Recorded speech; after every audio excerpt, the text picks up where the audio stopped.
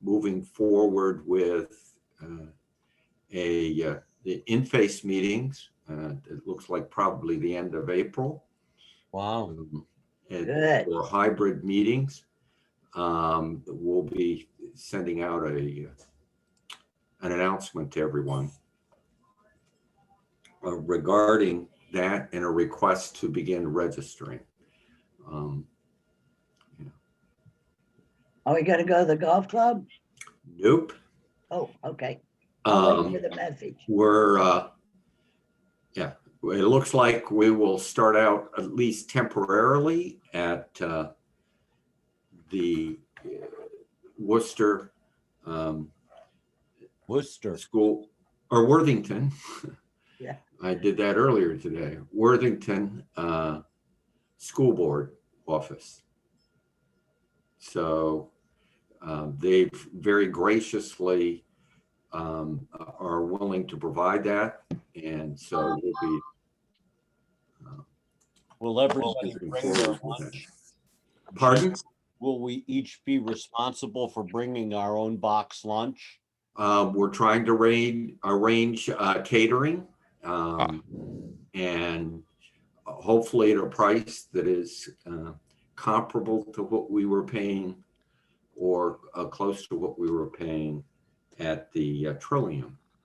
So that also is in the possibilities.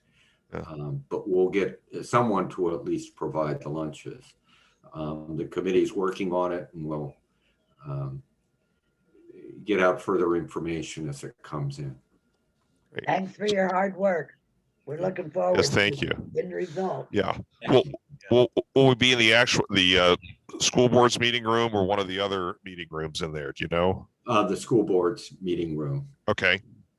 And there's an ante room in which they've used for for the purpose of distributing meals.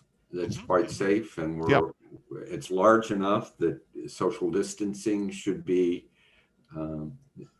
easily achievable. And a few of us will be fully vaccinated by then, it sounds, if it's end of April. Many of us will be. Yes. So we're very hopeful. We do want to get a survey out so that we can get a good count for the box lunches or breakfasts. We have to be able to do that. So you'll be getting, within about a week, you'll get an email that will survey the club regarding planned attendance. Great. Jim, we're at 25, just to let you know. Oh, 26. 26. Okay. So we have a quorum. That's good, because Steve's proxy vote are you counting Steve's? No, I was not counting Steve's. Okay, then we've got what we need. And we don't have to wait for the hurricane or the tornado siren or whatever it is. Right. Ours went off early today. I don't know what that was about. Well, Ours did too. Forever. It's a total switch. It was a test. I looked it up because I was curious. It was a yearly test. So. Oh, Gotcha. Okay. But today's paper said that from now on they were going to do it at 9:50. Oh, that's helpful. They must have heard complaints from us or something. Yeah. Don't know. I think they ought to do it at 8:57 and 30 seconds.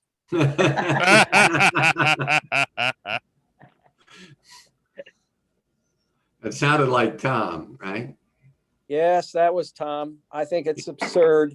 Just do it, and why not do it at 10 o'clock or 9 o'clock? I mean, who comes up with these goofy times? Yeah. Yeah. Yeah. I'll tell you an anecdote on, not about that, but about something else. Years ago, I was in England and Scotland, and when visiting Edinburgh Castle, the tour guide, who's really also a guard, he's the equivalent of a beefeater in London, was explaining that in Edinburgh, they fire a cannon once a day so that the ships in the harbor can set their clock. And they fire the cannon at 1 p.m. They said, well, why do they fire the cannon at 1 p.m.? And he said, well, that's a good question. He said, you know, we Scots are pretty frugal. So if we fired it at noon, you'd probably have to fire 12 shots. So they knew it was 12. If we fired at 1 p.m., we only have to fire it once. So at least they had a reason for the time. That's good. On that note, I want to welcome the group to the 30th meeting of the 46th year of the Rotary Club of Dublin and Worthington. Shirley Lambert will be doing our invocation today. Shirley? Is Shirley on?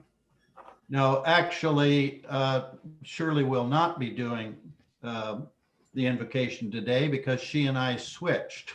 Oh, okay. And so now I will give you some sort of an invocation. If you'll bow your heads with me as we pray to a higher power, we remember that we recognize Education and Sharing Day today. Our Rotary Club has supported education for all of our existence. So we pray for the wisdom and energy to rededicate ourselves to that goal and to expand our scope to include more sharing and to strive for worldwide education and to promote sharing and peace throughout the world. We pray that those that we are able to touch will be ready to learn. We pray that they will not only learn, but that they will teach others. And we pray that we all remember that we are always teaching by our example. Let it be the message we want others to learn. To this, we all say, Amen.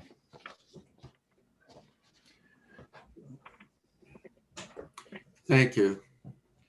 Yeah, I'm just waiting for the flag. Yep, There we go. flag. I pledge allegiance to the flag of the United States of America and and to the republic for for which it stands, one nation under God, indivisible, with liberty and justice for all. Go Bucks. Yeah. Katie, you have graciously volunteered to take the duties for Steve this morning in introducing our Rotarians and guests, along with collecting for any happy dollars. So Katie, it's I don't know. Do we have any guests out there? I see a Percy, but I don't. Yes. Kate, this is Dave Hansen speaking. I'd like to introduce my neighbor, Percy Valverde. Percy helped us with the food drive last fall. Unfortunately, he was unable to help this early spring when we had it last Saturday. He is a neighbor of mine. He works for Ohio Health. His wife works at the James Research Center. She'll probably be leaving her job soon and taking another job with Ohio Health and responsible for the bone marrow program there, research program. Percy and Yvonne have 3 children. They're in the process of adopting 2 more. And I must say that Percy has been a leader in organizing things in our small community in which we live. And I hope we can all welcome him to our club. Might we ask Percy, if you want to say a few words? You need to unmute yourself, Percy. You need to unmute yourself. Okay, can you guys hear me? Yep. Yeah, thank you much. Yeah, thanks, Dave. As Dave said, I live in a neighborhood and I'm always interested in, just, helping at the local level. I think that all of us, while we might not be able to do everything, we can each do something. And whatever little that something is, if we are consistent, does make a difference. So I just try to do my part, when I can and when necessary. And, when Dave, told me about the Rotary Club, I said, hey, the first time around, like, yeah, I'll go. I think it's a good cause. And while I was busy, I would have loved to have gone last weekend. But, as we continue, as I said to Dave, it's always interested to join a meeting and then, hear from other members and, learn more about the organization, because, I feel that what you guys are doing for the community, is a good cause and a worthy cause. Good. Thank you, Percy. I have to say that I was very lucky in meeting Percy at the last food drive, and very much enjoyed because we were standing together for a good bit during that time. I very much enjoyed getting acquainted with him, and interested in you continuing the pursuit of membership here. And both Al and Teresa will probably be in contact with you here in the near future. Sounds good. Yeah. Go on. Katie, you still have... Hold on, go on, Katie. All right, any other, anybody else have guests here today? No? All right, awesome. So let's go on to Happy Dollars. Anybody have Happy Dollars? Yes, of course, I have Happy Dollars because the food drive was hugely successful, once again, surpassing what we did last November. And I'm not going to share with you all the pertinent information because we're in the process of putting together a little article about all that. And so you will read about it soon. But thanks to those who helped me organize, in fact, did all the work. And thanks to you who were able to volunteer. There's a bunch of folks in our neighborhoods who don't know who to thank. And so I thank you for them as well.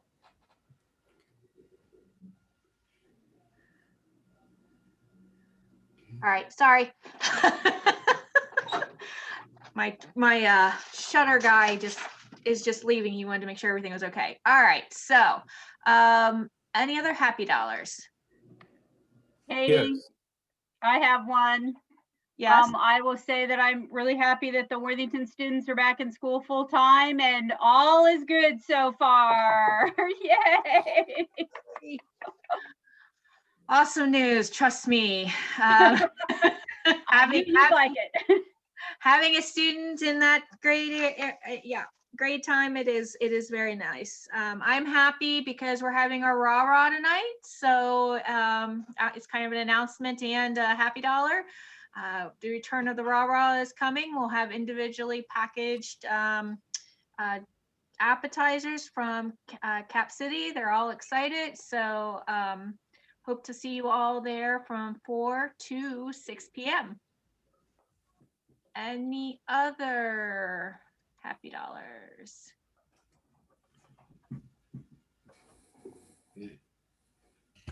No?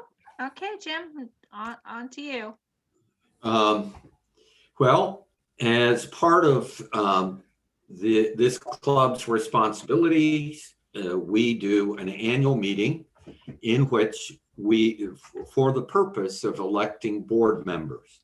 So I would like to open at this point our annual meeting. And Dave, we do have a quorum today.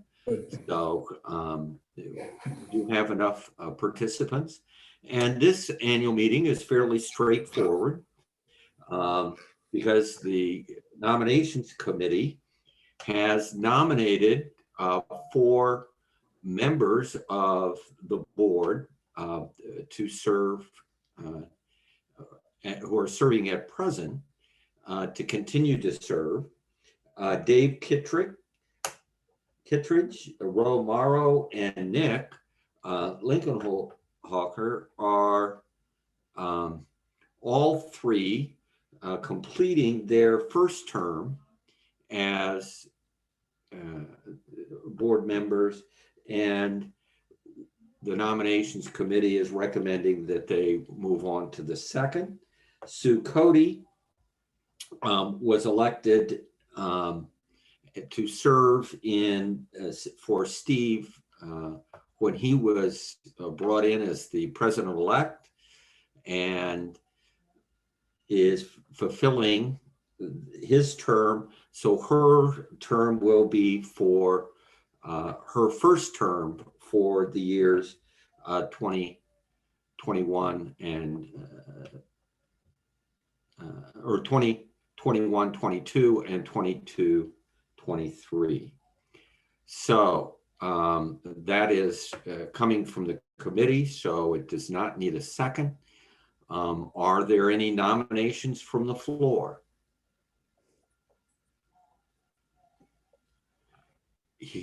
Hearing none, do I have a motion for unanimous consent?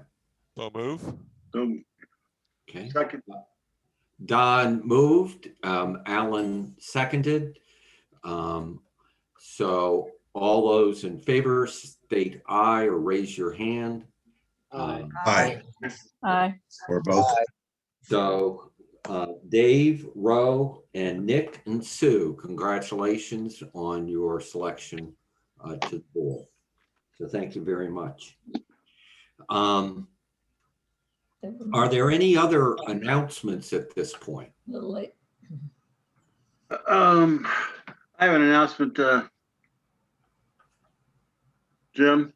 It's Mike. We have the trees scheduled for the giveaway, the Arbor Day giveaway for the schools. So I'm not sure who is arranging the volunteers to help package those, but just a heads up, we will be continuing that project again this year. Yeah, Peggy will be.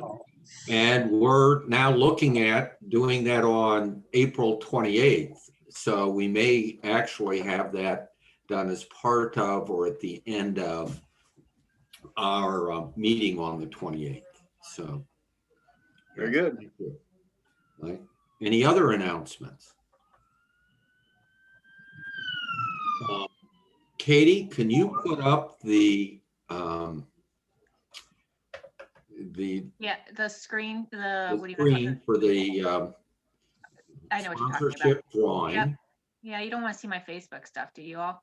No. Or Alan. Hi, Alan. There we go.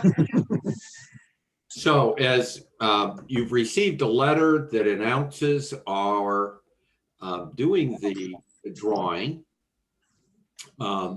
totally electronically, and therefore our sponsorship drawing will be actually a lot easier this year. If you look at the spreadsheet that we'll be using, you will receive a link in an email coming within the week that will send you to this spreadsheet. If you notice on the left-hand column, far left, there is a counter followed by members' names as listed for the members' names. And then after that, columns A through E.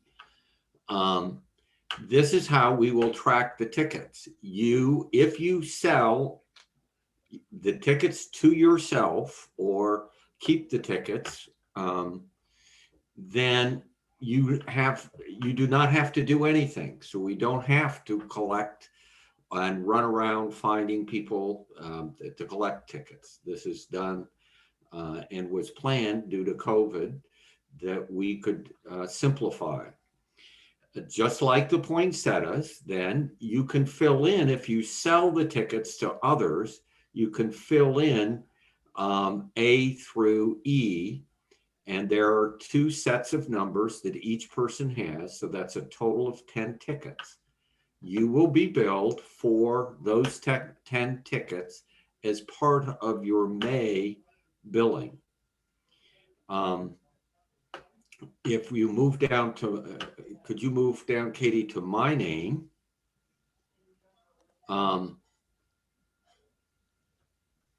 I'm giving each ticket that I have to a relative. That first column is, or that first group is my children. Second group is other close relatives.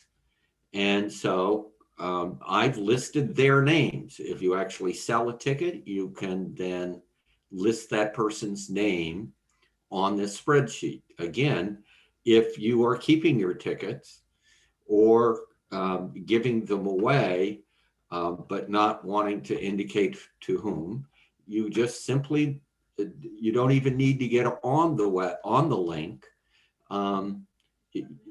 Your name is filled in for those spots.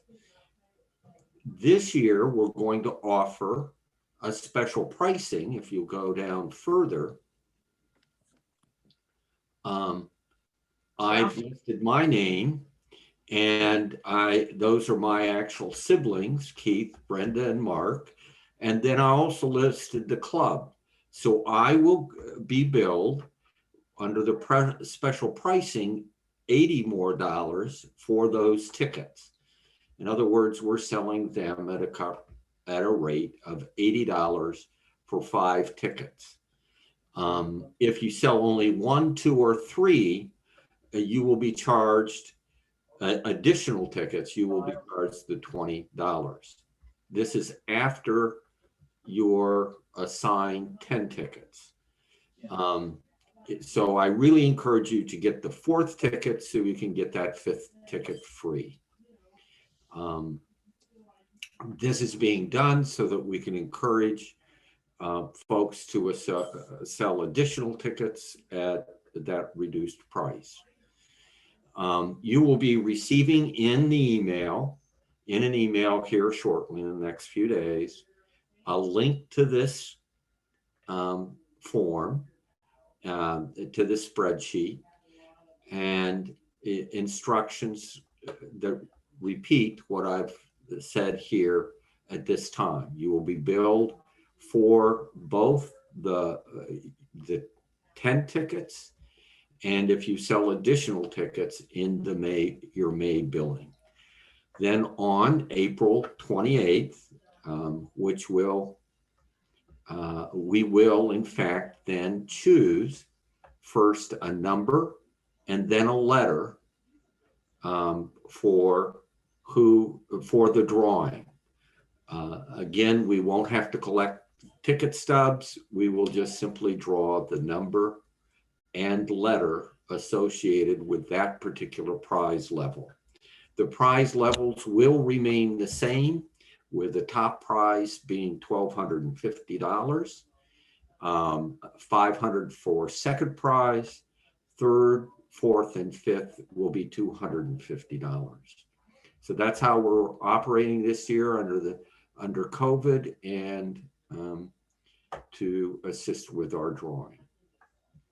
So I thank everyone for their participation and support of our Rotary Club projects. All the money will be going towards projects that we are engaged in, whether that's international or local. Those are the use of the funds. Let's see, I got 2 chats. Okay. So, are there any questions? If you do have questions, you can contact Steve or myself regarding the actual sale. We are willing to fill out the form for you if it becomes too complicated for you. You do not have to do anything if you're just buying and entering the drawing yourself. So, thank you for today. And if you have any questions, Steve and I can answer those. Or we can add names if you want us to enter the data for you. Okay, today's program will be pardon? Today's program will be introduced by Joe. Thank you, Joe, Jim. you're I'm on. delighted that our speaker today is Kate LaLonde. Kate has been associated with the Worthington Historical Society since 2010 and its executive director since 2013. She has many other connections with our community, and one of the things she's brought about recently is a very, I think, dynamic interaction with the topics of interest, and what I have to say next would be more appropriate if I'd gotten her to speak to us last month during Black History Month, like I tried to do, but she was too booked. And that is timely and currently significant topics in Worthington history. So today, Kate will be presenting something, as I say, she was very in demand for last month, which is the history of African-American residents in Worthington, which go back a lot further, really to almost the beginnings of Worthington itself. So take it away, Kate, and thank you for being our guest today. Thanks for having me. Can you hear me okay? All right, I'm gonna share my screen, and can someone just remind me real quick how long you want me to talk so I don't go over? Oh. Jim, well, usually it's about an hour, so until okay. Or 1 o'clock. So okay, great. I just didn't want to get going too far. Okay, and you can see my screen on present. yes, We're good. Okay, excellent. All right, so thanks so much for having me today. Today I'm going to talk about African Americans in Worthington, primarily in the 19th century. The last time I did this program, they asked me to speak for 75 minutes. So I'm gonna give you hopefully a nice condensed version without leaving too much out. This program came about first because when the pandemic started, the Historical Society was looking for ways to engage with the community, and we put together 3 walking tours that are available on an app called Pocket Sites. And they're available to anyone who has a smartphone. They're free. And so we were working on putting tours onto this website, and also with the Black Lives Matter movement happening last summer, there was definitely a renewed or an increased interest in learning about African American history in Worthington. The pandemic also afforded me a lot of time, since our buildings were closed and our events were canceled, to actually delve into the research and really make sure we were pulling together a good representation of what was going on in Worthington, particularly in the 1800s. So a lot of this research, I do want to acknowledge where a lot of the information came from. Frank Corbin was the Historical Society's historian in the 60s and 70s. And okay, my slideshow is moving slow, so no. There we go. Let's see. And so Frank Corbin documented a lot of oral histories, a lot of neighborhood notes. So I drew on that. Then also the St. John's African Methodist Episcopal Church published this booklet, Forward with Brotherhood, in 1969. And they documented a lot of the church history, but also the family histories, included a lot of photographs of people from Worthington they've been generous enough to let the Historical Society use. And you can find this whole booklet in entirety on worthingtonmemory.org if you are interested in looking at it. And then I also used a lot of research done by Bob and Jenny McCormick, who are active with the Historical Society and published numerous books. And then also it's just been exciting because the internet has there's always new things being digitized. So using Ancestry, Ohio Memory is continuing to add digitized newspapers, including the Worthington News, and then increased social media reach. A lot of stories that were kind of limited have been able to be fleshed out. So we'll see what we can cover in the next 25, 30 minutes. So we're going to start in 1807. This is the first time that in Worthington that we have documentation of an African-American working in, perhaps residing in Worthington. If you are standing on the village green and you look east down Granville Road, the hill kind of slopes gently down where there used to be a river that was carved through by glaciers. And that is where Amos Maxfield had a brickyard. And Amos Maxfield was hired in 1807 to build this 2-story brick building that served as a school and also served as St. John's Episcopal Church until they built the current structure in 1831. And in Amos Maxfield's records, he lists payment to Black Daniel for a payment or a day's work. And so that's our first documented evidence of an African-American working in Worthington. It's important to note, though, Ohio became a state in 1803 and slavery was outlawed as part of the state constitution. That did not equal mean there was equal treatment of Blacks and whites.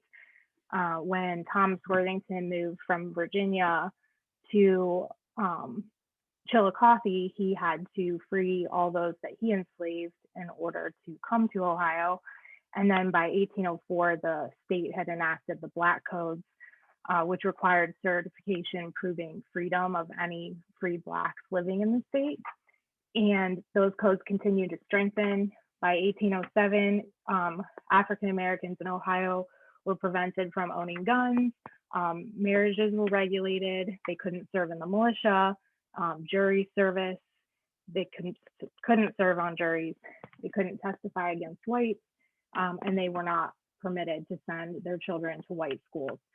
So the state codes definitely set the stage for what was permissible in Worthington, regardless of the community's feelings. So then we will move to the Lee family, and the Lee family becomes, we run across them first in Worthington history when we look at St. John's Cemetery. St. John's Cemetery was established right from the beginning. The first pioneers got to Worthington in December of 1803, and they had their first burial in February of 1804. And George Griswold was the sexton for St. John's Cemetery in the 1830s, and he kept very detailed records. And he had a record indicating that 2 different infants of Benjamin and Nancy Lee were buried in the southeast corner of this cemetery. And he did note that they were Black, and he also noted that one of the infants was under the care of Dr. Kingsley Ray, who was the local physician. And so that is kind of interesting to note that this is a picture of the Kingsley Ray house on the village green, which some of you might recognize, the little house right by the Presbyterian church. But interesting to note that that the Lees did have access to a physician. Benjamin Lee and his family were still in Sharon Township in the 1850 census. By then they had 6 children. And then in 1878, he was listed in a Columbus directory as a basket maker living in Worthington. And then this image comes from the Gladiator newspaper, which was a very short-lived newspaper in Worthington in the late 1880s. And you can see that they are reporting that Ben Lee is seriously ill. So the newspaper is documenting about all of its citizens. It's including African Americans in the local news, but also noteworthy is that they use the term Uncle Ben Lee, and historically the use of uncle and aunt has been kind of a degraded term of endearment that was used by whites to address older unrelated Blacks instead of a more respectful Mr. or Mrs. And then just one other interesting thing that came to light this summer about Ben Lee, Westerville Historical Society was sharing information about Westerville Black history. And they did a post about how a man named Samuel McDonald moved to the Central College area in the 18 teens from Virginia. And shortly after, he inherited from an aunt 2 enslaved teenagers, Ben and Jack Lee. And but since slavery was not permissible in Ohio, a judge told them he would need to indenture them. So Ben and Jack Lee, as teenagers, were indentured in Westerville, still not paid for their work. And then eventually, when they turned 21, their indenture ran out. And Westerville's records show that Ben Lee moved to Worthington and married Nancy Lee. So while we've had this story, we knew that Benjamin and Nancy Lee's children were buried at St. John's.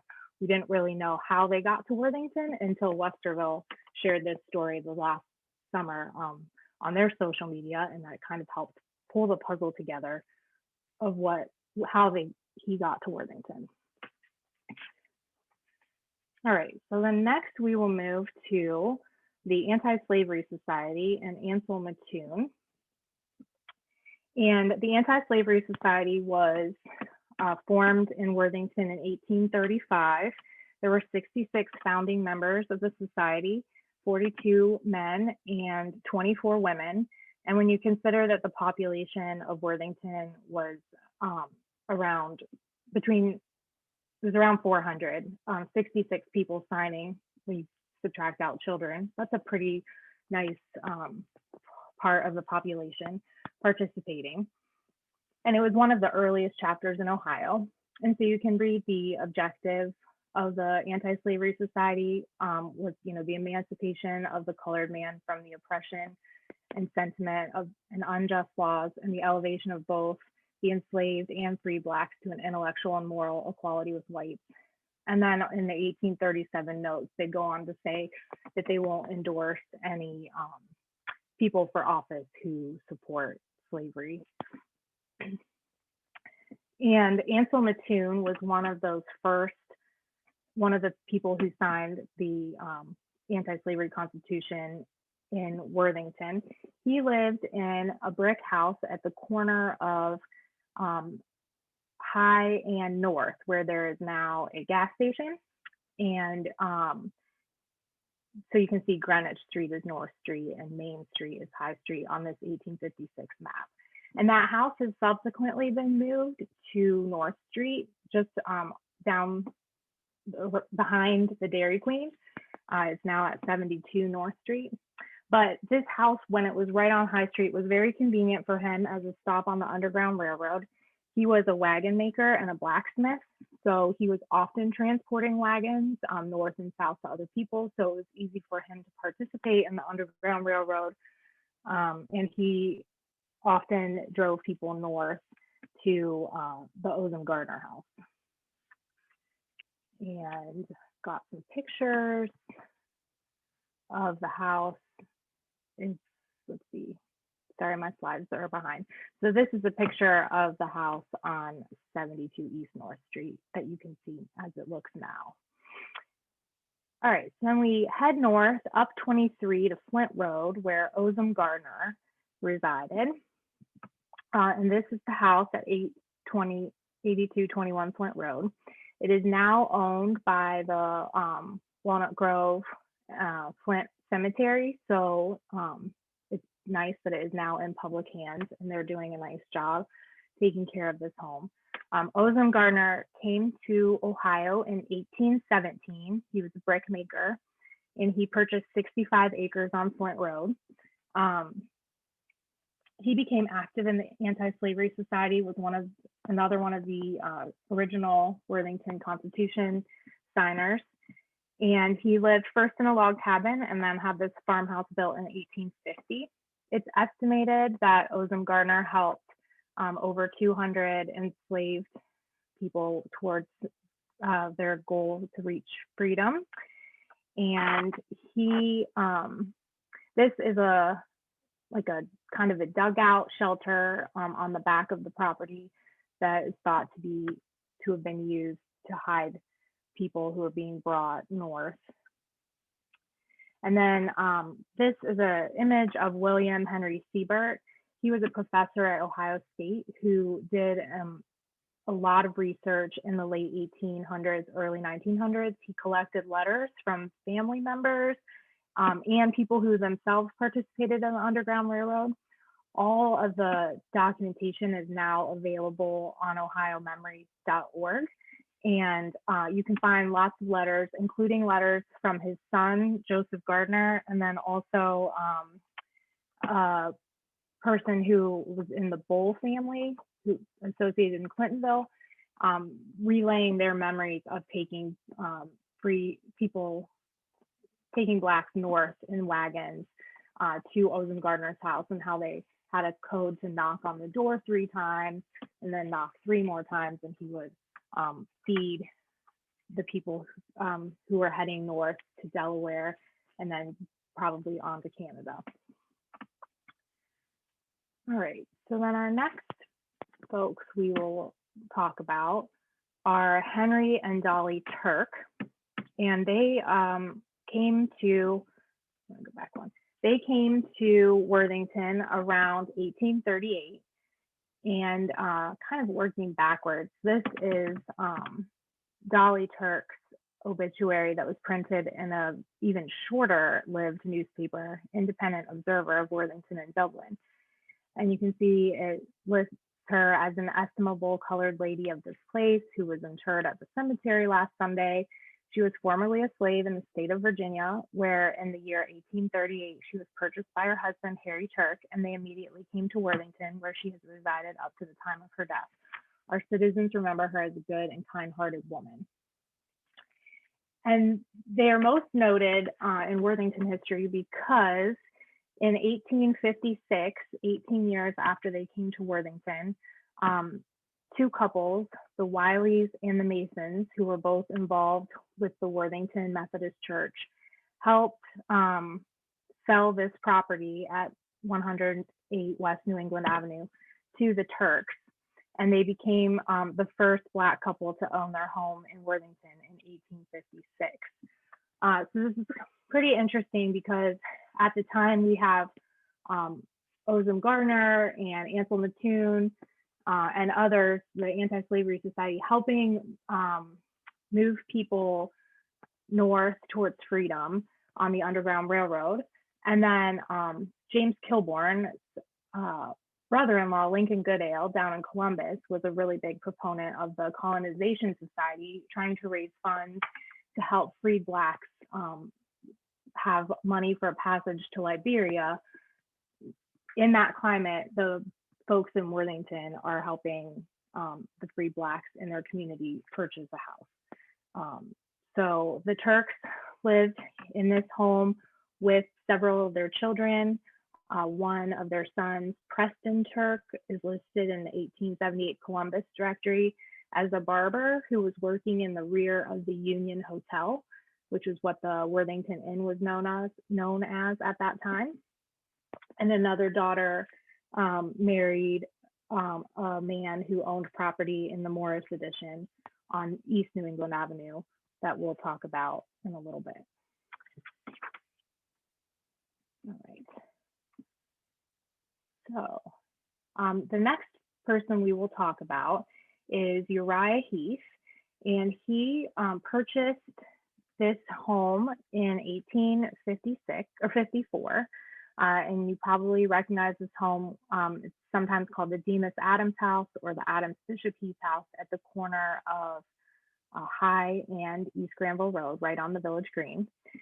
And Uriah Heath was a very strong advocate for freeing of enslaved people. And that led to his role raising funds to establish Wilberforce College in 1856, which is the nation's oldest private, historically Black university owned and operated by African Americans. He was also very involved in the Tract Society of the Methodist Conference, and he frequently discussed his concerns that free Blacks and retired ministers should have a place to call their own home where they could buy land and build homes. So that belief led him to be instrumental in developing Worthington's first residential subdivision, the Morris Edition. And so here you can see where the Morris Edition was platted in 1856. And at the top of the map, it lists State Street, which is what we now call Granville Road. And then to the left, Morning Street, probably recognize. And then at the south, Olive Street is now South Street. And then McCullough is Plymouth. So we're moving out east down East Granville Road. And so the subdivision was named after Cavalry Morris from Cincinnati, who was a businessman who helped finance the neighborhood. And then also another gentleman was involved, George McCullough. But it was really Uriah Heath, based here in Worthington, who was the driver for this subdivision. And he started selling lots in 1855, even before it was officially platted. And so that was the question that kind of spurred a lot of the research to come is, who actually lived in the Morris Edition? He did this, but who were the people that benefited? What African Americans actually were able to purchase land? So we will look first at the Scott family. And their Scott family, James and Harriet Scott, came to Worthington after 1860 with several of their children, including William Bev Scott. And James and Harriet, along with William and their other son, James, were all enslaved in Virginia. And the Worthington Historical Society actually holds in our collections the manumission papers for Harriet Scott, stating that she was free by the will of Anne Watkins in December of 1858. And in the 1860 census records, the Scott family is listed in Virginia as emancipated. And Frank Corbin recorded in his notes that his grandmother, Beth, had told him, had heard from Harriet Scott that as they came north from Virginia, they were so hungry on their trip that they ate blackberries on the side of the road. So they got to Worthington, and you can see on this enlargement of an 1872 map, lots 9 and 10 there on McCullough or Plymouth. James Scott was able to purchase part of those lots, and the block on the lot 10 indicates there's a structure there by 1872. And then he was eventually actually able to buy the land from Walter Foss to the north and owned all of lots 9 and 10. And so this house at 195 East Granville Road is the Scott house. And I'm going to go forward with one photo. The back section of the home with the 2 windows is believed to have been built around 1880. And then that front section is believed to have been added on in 1895. But the Scott family lived there at least through 1928. So they were there for 50 years at least. And Bev Scott, the son of James and Harriet, was a barber in Worthington and in Columbus. So this ad actually appeared in the Westerville Public Opinion in 1894. And also kind of interesting to me, something new I had not known before this project. Bev Scott built a 2-story frame business on the east side of High Street on lot 101, approximately where the Whitney House is today. And the building was built in 1895 and he sold it in 1904. And so I kind of enlarged this, and you can see way down on the very far left end is where it's still part of Worthington Jewelers. And then the next buildings were torn down to build the current stone bank that's there. But then you can see this frame building that's no longer standing. But that was, built by Bev Scott. He was respected. He was, African-American business business is right in the main neighborhood. And that had kind of gotten overlooked in the story of early Worthington buildings. I included this image of Harriet's headstone at Walnut Grove, just so we can talk briefly about Walnut Grove Cemetery. It was laid out when the St. John Cemetery started reaching capacity, and the first burial at Walnut Grove was in 1859, and the record book wasn't actually starting to be maintained until 1910. So on March 2nd, 1910, it was written in the records. It was resolved that all lots north of Maple Alley and west of lots 81 and 82 be reserved for the sale to colored people exclusively, and that no other lots be sold to colored people. You can see the that section circled in pink. And so now today, if you visit the cemetery, there have been lots more burials since the early 1900s and late 1800s, but many families, African-American families, are Black buried in this section. And a lot of headstones are missing, as are a lot of headstones throughout the cemetery from that era. But there are many monuments that you can still find, including 2 monuments for Jesse Clark and John Hood. They were among the nearly 180,000 African Americans who served in the Union Army during the Civil War. So if you want to learn more about them, they are detailed more in the Pocket Sites app. And then the last slide I have in here relating to the Scott family is kind of a nice way to talk about education. Up through 1848, the Black codes required that African Americans could not be educated in white schools. And then they passed a measure in 1848 saying that African Americans could attend schools if they needed to create a segregated school if they had a big enough student population, and if they did not have enough non-white students for a separate school, then as long as no one raised objections, they could attend the white schools. We don't know in Worthington if people in the 1850s and 60s were attending, if Blacks were attending the white schools for sure. In the census records for 1850 and 1860, there are no children listed as attending school. And then in the 1870 census, children, including the Scott children, are listed as attending school. We don't know which schools they attended, but by the 1886 Worthington High School graduation program that you see here, you can see that Mary and Daniel Webster Scott both graduated from Worthington High School. And we know that they are the children of James and Harriet Scott. So this is our first documented evidence of African Americans graduating from Worthington High School, a year before the Ohio legislature repealed all the Black laws regarding separate schools. Okay, so moving around the corner from the Scott House, right at the corner of Plymouth and Granville, we come to St. John AME Church.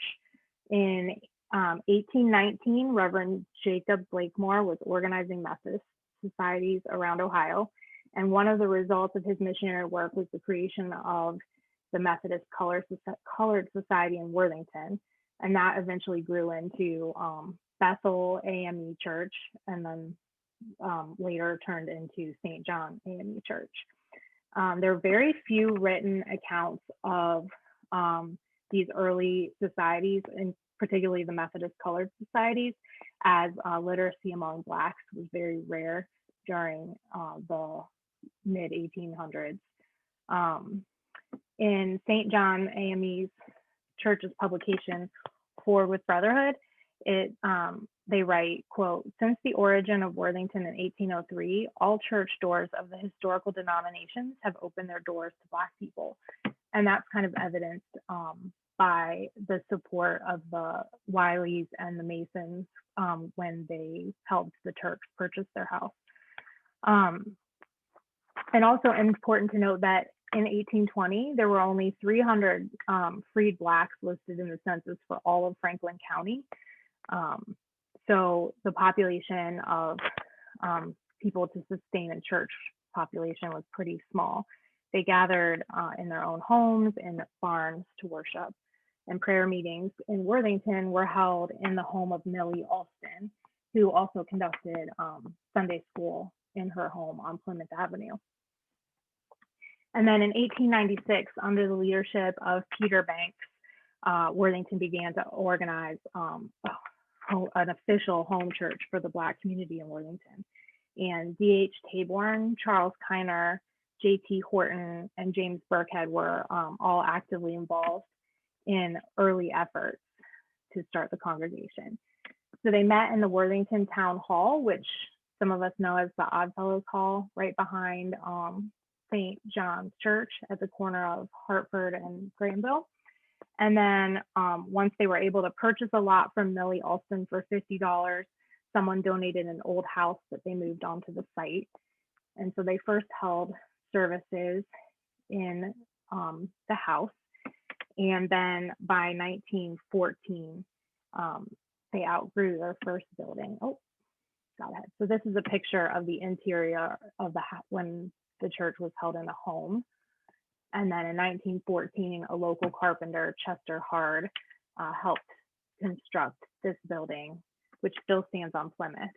Although the St. John AME Church congregation moved in 2004 to the Crosswoods. And in an interview in 1989, Dr. Lon Scatterday, who was 86 at the time, recalled the St. John AME Church from his childhood. And he said, quote, "Worthington was a quiet village at that time with about 700 people, all very friendly. There were very few Black families, but no animosity at all. They mostly all lived in the same area and had their own AME church. I can remember going to the AME church with a horse and buggy as a youngster. I would tie up my horse to a hitching post just to listen to the colored people sing. I even remember going into their service. It was always a very friendly atmosphere between Blacks and whites." All right, so then we will move to, let's see, are we doing okay on time? We'll pop through this one and see how we do. I think so, Kate. Jim. What's that? I think so, Kate. Let me Okay. see if I can unmute Jim for him. Okay. Jim, did you- 5 minutes to go. Okay, perfect. So the last house we'll look at is right across the street from the Scott House on Granville Road. It's on the north side of Granville Road. And it was, so after James Scott and Harriet Scott moved to Worthington, they lived in on the lots we looked at before. Then James and Harriet were divorced, and James married Ada Kiner.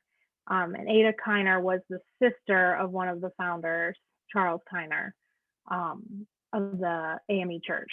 So they lived in this home that they built. And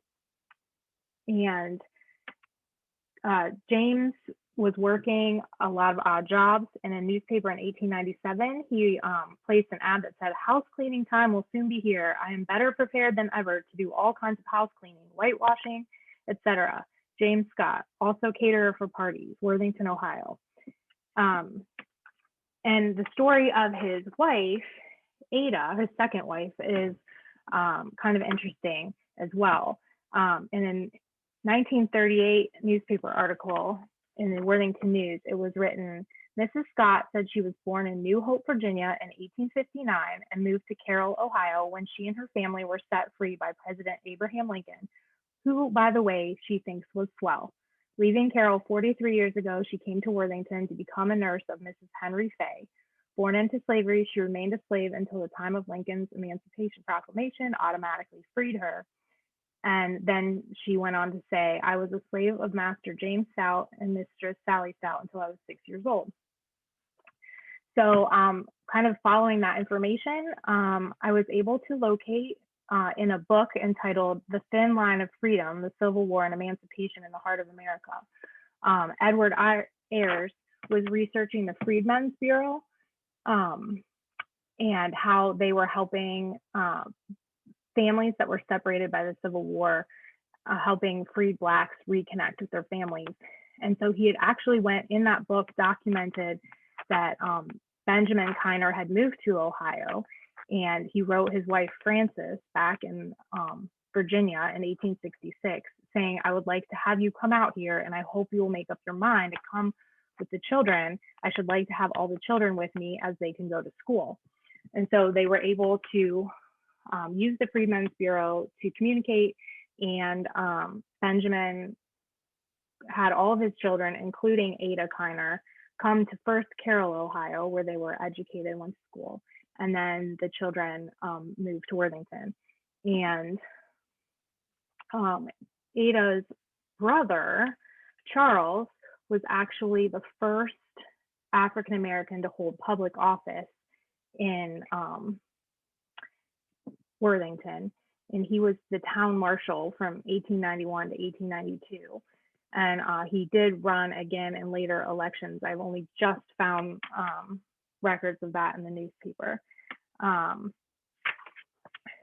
But they were able, so that they were all here in Worthington for a number of years.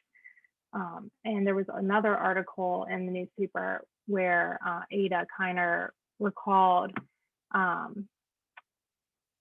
what the emancipation was like, although she refers to seeing Jefferson Davis caught in a woman's dress, which had become a huge kind of urban legend. And it was printed in papers, cartoons, and then later scholars were able to boil down that he wasn't actually ever captured in a dress, but this became such a folklore that people adopted it as their own story as well. So I'm going to stop there. There are still so many interesting stories, a lot of which are available on the Pocket Sites app. And if you are interested in learning more, feel free to reach out to the Historical Society. I'd be happy to connect you with more information. It's an interesting topic that deserves, could take lots of time to talk about. But thank you so much for having me. Thank you, Kate. I appreciate the background. Are there any questions? We can take one or two.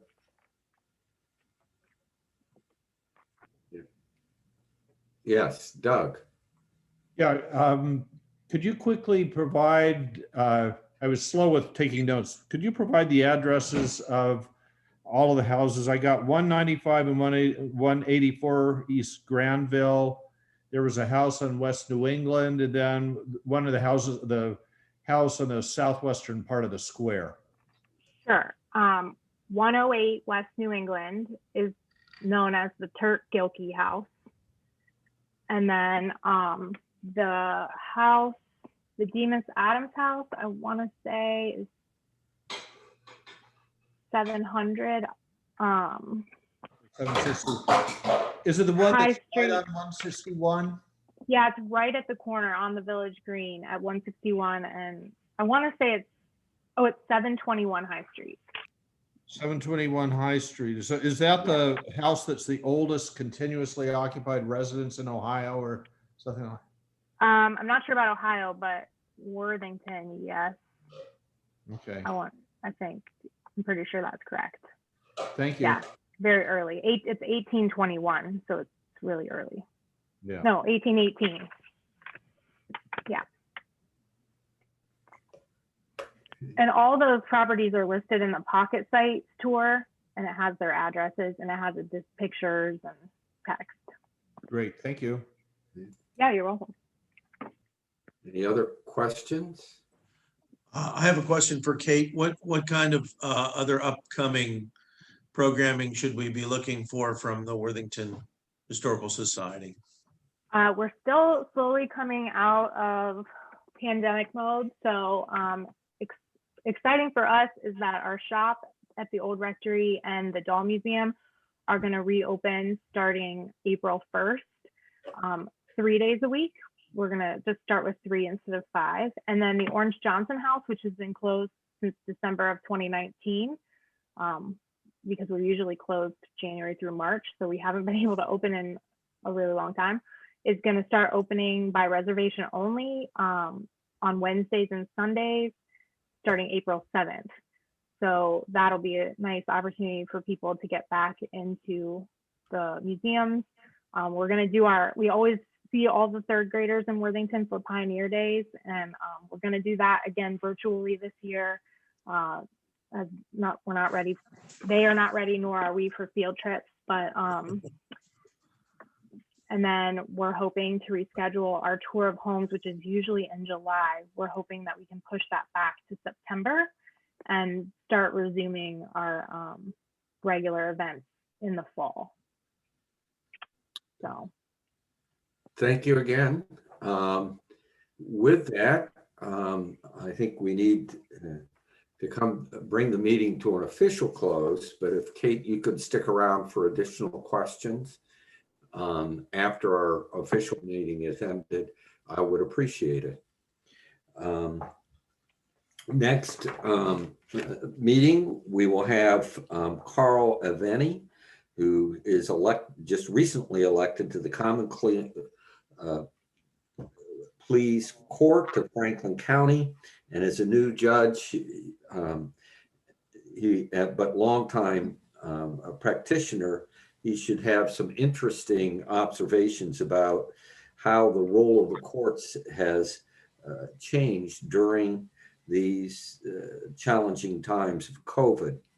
He was a contestant recently, or a few years back, on Jeopardy. So I'm sure that our challenging questions will not compete with that, and that he will be able to address any questions we have. So as we end this meeting, I would like everyone to participate in the reciting of the 4-way test of the things we think, say, and do. First, Is it the truth? Second, Is it fair to all concerned? Third, Will it build goodwill and better friendships? And fourth, will it be beneficial to all concerned? So hopefully many of you will be able to make the rah-rah this evening and have a good week, and look for both what we send out on our drawing and the